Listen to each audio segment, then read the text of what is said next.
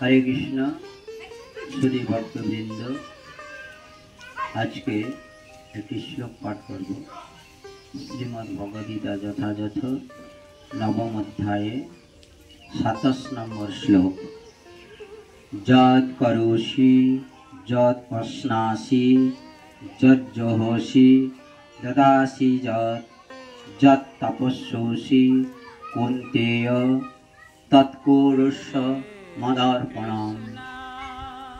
एखाने भगवान श्रीकृष्ण बर्णना करेছেন যৎ করোষি মানে যা কিছু করবে, যৎ পশ্নাসি যা কিছু তুমি গ্রহণ করবে বা খাবে, যৎ যোহসি হোম করো, দদাসি দান করো, যৎ যা, যৎ তপস্যা মানে তপস্যা করা, কে কোনতেও তা আমাকে অর্পণ করো। এখানে অনেকে প্রশ্ন করবে যে ভগবান স্বয়ং শ্রীকৃষ্ণ নিজে থেকে বলছেন যে আমার জন্য কর্ম করো, আমাকে ভোগ নিবেদন করে প্রসাদ গ্রহণ করো, আমার জন্য হোম করো, আমার জন্য তপস্যা করো, তাহলে আমার প্রতি তোমার আত্মসমর্পণ হবে। তাহলে ভগবান জীবকে শিক্ষা দেওয়ার জন্য তিনি এই শ্রীমদ্ ভগবদ্গীতা তে বর্ণনা করেছেন যে কেবলমাত্র মানুষই পারে ভগবত তত্ত্ব উপলব্ধি করতে। এই যারা ভগবানের শুদ্ধ ভক্ত তারা যা কিছু কর্ম করে সব কিছু কৃষ্ণের জন্যই করে, যা কিছু গ্রহণ করে খাদ্যবস্তু ভগবানকে নিবেদন করে, আবার যা কিছু হোম বা যজ্ঞ করে ভগবানকে উৎসর্গ করে, যা দান করে সমস্ত কিছু ভগবানকে অর্পণ করে। তাই ভগবান হচ্ছেন সমস্ত কিছু উৎস।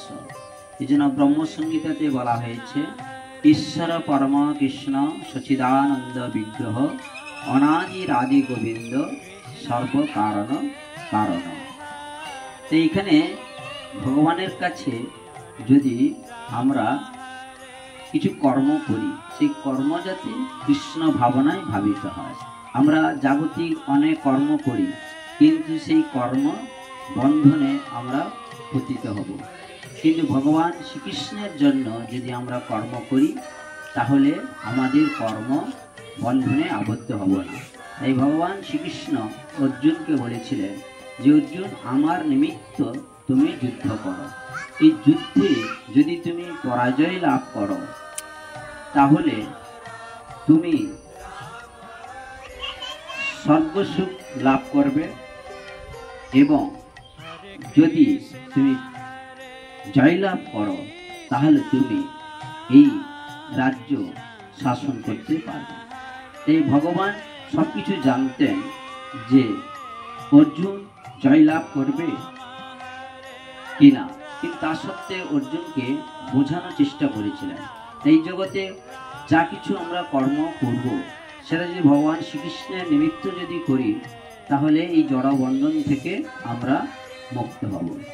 তাই যারা ভগবানের যারা ভক্ত সবকিছু ভগবানের প্রেমময় সেবা যুক্ত থেকে ভগবানের জন্য ভোগ নিবেদন করে ভগবানের প্রসাদ বা উচ্ছিষ্ট গ্রহণ করেন।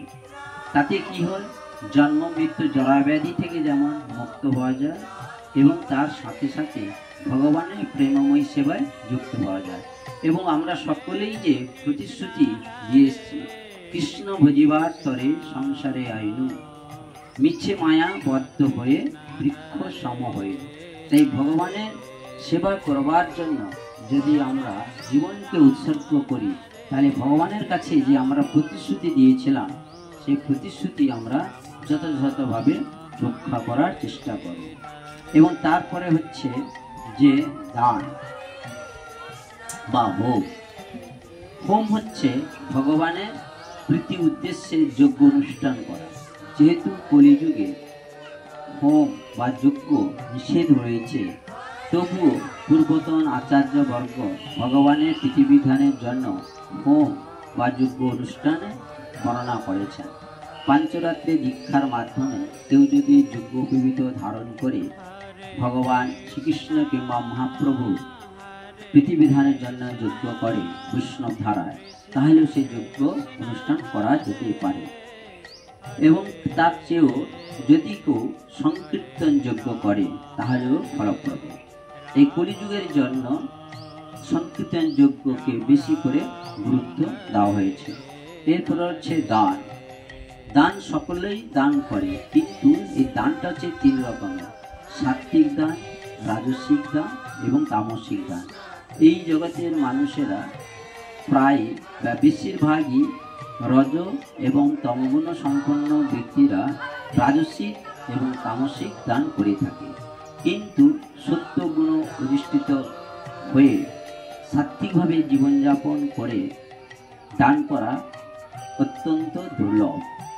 কিন্তু কেউ যদি সাধুগুরু বৈষ্ণবের আনুগত্যে শাস্ত্র অধ্যয়ন করে তারা যদি দান করে কোনো সাধু গুরু বৈষ্ণবকে বা কোনো মন্দিরে বা ভগবত প্রসাদ পাওয়ার জন্য যদি কেউ অর্থ দান করে, তাহলে সেটা মঙ্গল।